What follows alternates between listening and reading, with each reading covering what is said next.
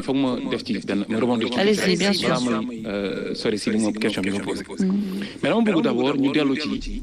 ñun ci lan lañ nekk quoi ban Sénégal lañ nekk ci li ñu dund ñun ci injustice te ñu wax ne la ñu wax république quoi état de droit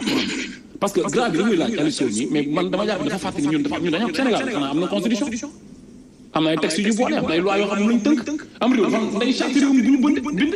ay toog wax ñi toog xaatim ko waxtaan ci ne réew mi kat nii lañ bëgg mu doxi nii lañ bëgg mu doxi ñu war a jubóo kat ci ponk yooyu mu am état am gouvernement état mooy man mooy yow mooy ñun ñëpp ñun l'état ñu tànn ay nji defal leen ñu nekk ñuy gouverner ci nit ñi bëgg réew mi doxi noonu ñu am police am justice am assemblée nationale les députés parlement am pouvoir exécutif ku nekk war a dox cëral sa borom mais loolu mooy état de droit tamit nañu wax dëgg mais mosuma dégg Aliou Sow dafa mel ni en réalité ñun dañoo jékki-jékki rek mu nekk ndumbelaan comme bi émission bi ñuy sëmbaxloo xam ne comme ni ñu tuddee émission je veux dire ñuy sëmbaxloo comme ni ñu waxee ndumbelaan au sens du mot comme ni ñu ko waxee dans en réalité lan mooy kon ñun lan mooy suñu mën comprendre ma loolu ñun tey Ousmane Sonko li tax ñu ànd ak moom ah xam nga projet lañ ko toppee projet dafa indi projet bu leer moo tax ñun ñu topp ko ànd ak moom ci principe yooyu noonu nga xam dafa ñu sa fekk loolu dafa am solo il faut Sénégalais xam nga lan la ñoom ñoo yóbbu politique bi ci dimension boobu noonu dans l'histoire du Sénégal musul am politique booy dégg ñu jàpp am politique ah naan tey ñu ne dafa violé suba ñu ne jihadiste la gannaaw suba ñu ne rebelle la jàpp nit xeex ku saaga kilifa saaga xeex tukulóor yi bu ñu yoree seen doom moom mag def li ñoo def tool yëpp ñëpp xam ko mu siiw ñu respecté ko ba saaga na tukulóor yëpp ku saaga ci wala xam ne saaga nañu loolu indi jàmm réew ñoom ñoo ko njëkk a commencé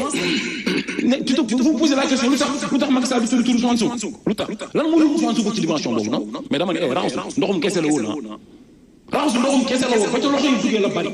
ñoom ñooy fekk nit bu baax am borom di liggéey ay at kenn yabu ko ñu respecté ko ñu xëy di wax politique tax ñu wax du n'importe quoi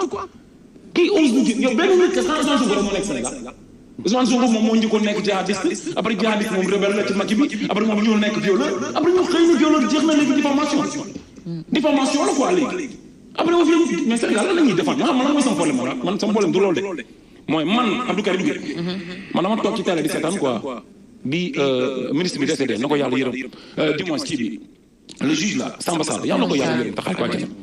mu décédé ma seetaan Djibril War taxaw ci buntu kër décédé dëj bi ci dëj bu tàng presse bi di ko interview mu naan kii Samba Sall Ousmane Sonko moo ko njabar mu dee moo ko sëriñtu vidéo yaa ngi fi man dama tiit ba tax sama génn après ma ne mais man je ne comprends pas si la Niass décédé si la Niass bi mu décédé ma gis Ahmed Khalifa Niass taxaw ne sama rakk dañ ko rey dara fekku leen si waaw man ma toog ci plateau télé ne imam bi lu ko dal état moo ko yóbbu ñu tëj ma si ñeenti weeru kaso c'est-à-dire xoolal ma gis ay partisans APR ñu def du n'importe quoi ci justice sénégalaise bi te dara fekku leen après on vient nous dire ban Sénégal la ñuy wax man damay laaj rek man je pose des questions quoi ban Sénégal la ñuy wax Ousmane Sonko bu dee leader politique mu gis Khalifa Sall lu ko dal mu gis Karim Wade mais ku dóobin récemment bu gisee lu ñuul nooy def doo seey bu amee fulla di nit am xelam ñun peuple sénégalais bi ñu toog di jooy depuis 60 ans réew moo xamante ne ay nit ñoo ko Sénégal di def du n'importe quoi def lu leen neex kenn waxu Sénégal fii juste lu ko neex la ko pouvoir bi di utiliser dañoo wax dëgg procureur Aliou Ndao nee na ci biir procès lañ ko envoyé message ne ko dàq nañ la ci biir procès la toog ñu envoyé ko texto ne ko monsieur le procureur on vous a viré mais attends ban justice la ñuy wax léegi kooku nekk opposant Ousmane Sonko xam nga ñu xam li muy xeex ci dimension bi mu toll ak fi ñu toll nii ñu convoqué ko rek convoqué ko lamb nañ bu ne ba dem ba mu jug ci viol bi doxul ñu dugg ci diffamation léegi mu dem comme ñu ne non léegi dafa waroon dem moom kese yagar yi dox moom duñu leen bàyyi ak Ousmane Sonko duñ ko def parce que mënuñu à chaque fois bu ñu amee yaakaar ci Sénégal pour génn ci rek gis nañ Senghor dafa Mamadou Dia mais fii y a tous ces problèmes là gis nañ ko fi donc ñun ñu taxaw ñun le peuple ñun la jeunesse sénégalaise 17 ans ñu jàpp benn adversaire politique topp ko sans vergogne nag fi ñu lam mu dëgg justice sénégalaise bi nag justice sénégalaise bi waaye dina Macky Sall jàpp leen kenn bande bara yi rek bu lambee fii mu dëgër mu lambaat fee mu dëgër mu lambaat fee mu dëgër mu mel ni magistrat yi nekk si réew mi quoi mel ni comme au fait man moom laa wax Aliou Sow état de droit mooy lan tamit bu fekkee allo sur allo sori yéen seen allo sori na luy état de droit Sénégal nekkul loo xam ne benn waaye mu tëb rek toog Macky Sall xëyul rek toog ci pouvoir bi xëyul rek toog ci pouvoir bi xam fu mu jaar donc man foofu laa bëgg nee na ñu delluwaat fa quoi ñu dañu sonn ci police mais parlons de la police par exemple Antoine Diome trouble à l'ordre public bu am Sénégal fii Antoine Diome moom moo ko def moom mooy responsable bi effectif ñi muy génne bu interdire bu préfet interdire manifestation bi effectif police boobu mën nañ garantir sécurité ku ko soxla fi comme ni ko grand bi waxee léegi nii grand Saliou. li mu wax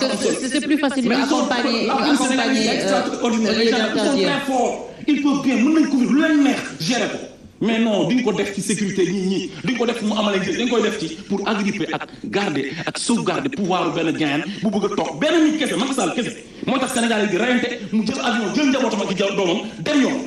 waaw après les gens viennent ici pour nous dire di défendre affaire yi kenn xam un pays boo xamante ni yow ñi élection de 2024 bi kañ la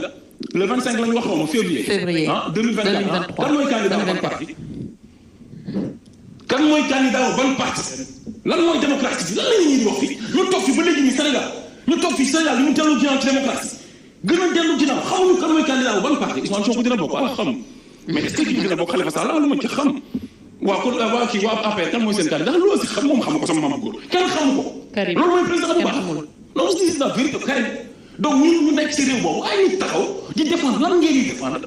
ay police yu taxaw police ak doole bi ko Sénégal yi jox yëpp muy toj ay vitre opposant foogatu ko këf yóbbu auto police moo baare convoi Ousmane Sonko ñëpp di ko gis àdduna di ko seetal ay nit taxaw ne loolu la ñuy défendre fii nii mais ñun fan lañ jëm.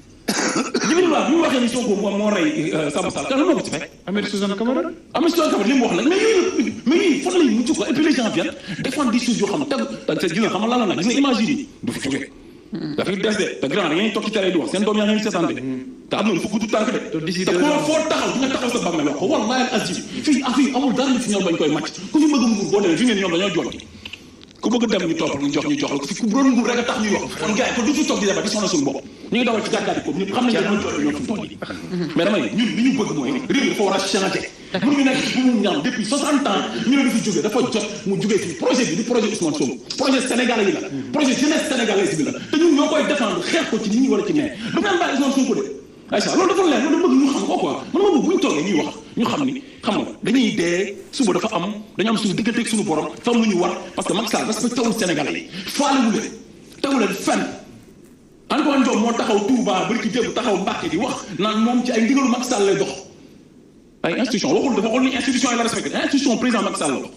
les présidents su dëgg nag loolu affaire buur la léegi nag yow ñu teg la ngay ministre de l'intérieur nga war a yor kaaraange réew lëmb nga ne yow ci ndigalu Macky Sall ngay dox te Macky Sall pexem yëpp problème yëpp mooy éliminer benn adversaire politique def na ko ñenn boo ko defaat du yombe noonu te du amee noonu te dañuy wax déedéet du sotti te mënuñu intimider. mais man Karim li mu mënul comprendre mooy suñu ne lépp Macky Sall la en fait Macky Sall la moom moo bëgg éliminer Macky Sall moom moo bëgg écarter Macky Sall moom moo bëgg nous on a un problème avec Macky mooy peut-être ñuy xaar mu déclarer sa candidature su fekkee am na ñun Sénégalais yi peuple bi benn pour man combat bi gën a rëy mooy xaar Macky Sall ci tournoi bi mais les dossiers concernant Ousmane Sonko ak keneen ça c'est autre chose. Parce que ba léegi nii non juste pour ñëw par rapport ak même rek ma ñëw parce que les Sénégalais bu ñuy dégg toujours Macky man en fait may bëgg a comprendre qu'est-ce que Macky a fait pour peut-être écarter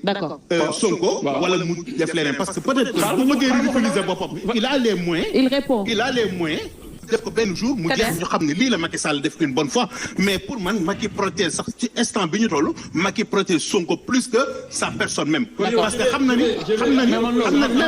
non may ma tuuti li ma la bëgg expliquer mooy pour le moment Macky am na dispositif yëpp loxo il a l'armée il a la justice il a tout et mën na koo jël utiliser ko pour que dès demain affaire Ousmane Sonko dootuñu ko wax mais jusqu'à présent